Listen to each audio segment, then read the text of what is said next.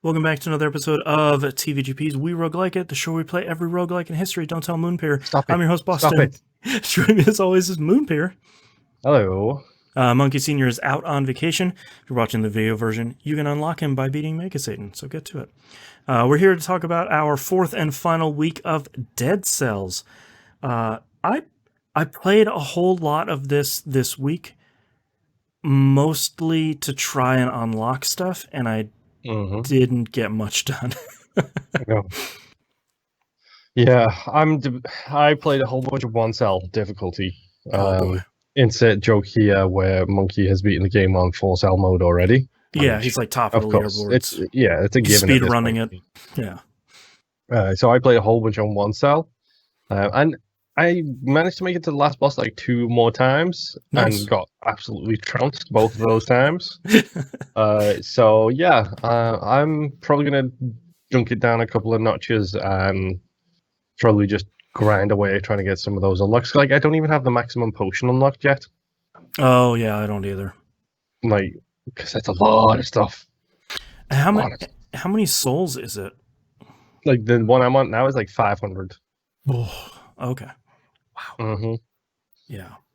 And I like a lot of the systems. Like I like that you need to unlock X number of items to get to the point where you can start putting souls into some of those more foundational upgrades. I do like the system a lot between levels after you beat a boss where you talk to, who is it, the blacksmith? Yes. Where you can collector? Maybe that's him, yeah. Where you're putting all your souls into making the better rarity items show up more often. Like I like that system a lot.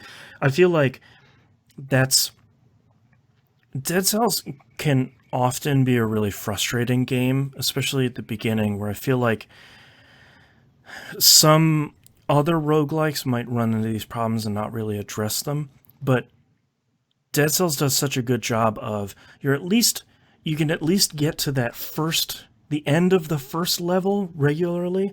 And even if you're doing that, you can put some souls into unlocking something. Like you're run over run, you're at least making a little bit of progress. I feel like a lot of roguelikes don't always do that very successfly. Yes, in fact, it's the roguelikes where you.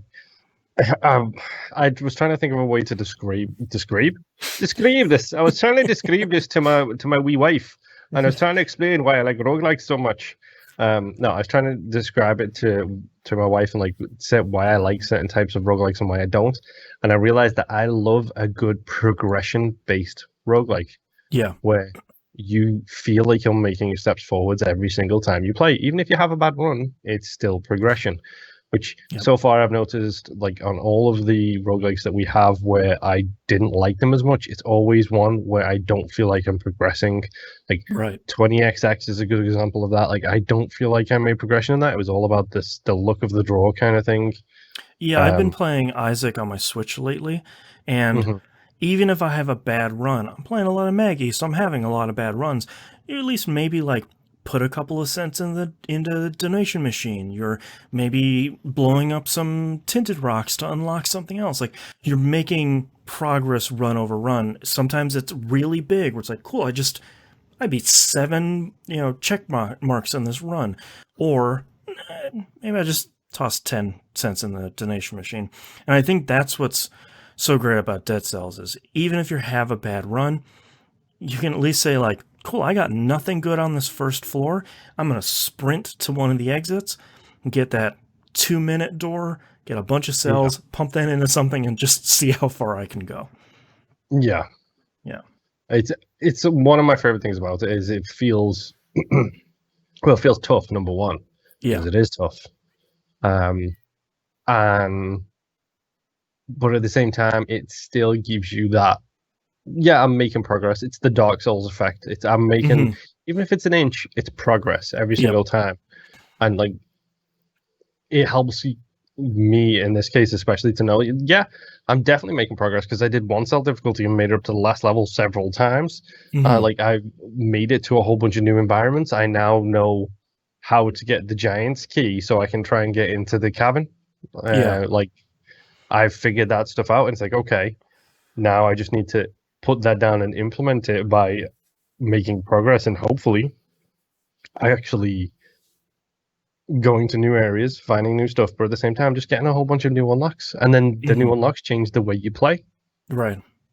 Like Did it's did you find I just found it, I think it was yesterday when I was playing. Did you find the Half-Life unlockables? I found the cosmetic. That's all I've found so far. I haven't unlocked it yet, but I've definitely found the suit. So I found the suit and the crowbar. There was Oh a yeah, I do have the crowbar as well. Yeah, I like that there's just a dude with a head crab, and I like that they reference unintended consequences, which is a Mhm. really good cut for Half-Life. But yeah, it just the HEV suit and just a crowbar. It's like, all right, cool. Like that's I don't know where this came from, like a lot of the other sort of winks and nods in this game, but all right, yeah, I can appreciate that. Yeah, I love a Um, good indie reference.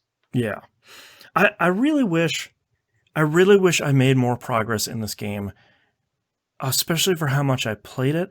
But I feel like we talked about a lot in T-Bomb R, you're just building the flowchart. It's like, here's the good synergies, here's what all the enemies and the bosses do, here's how I can abuse this first boss fight with whatever build I have.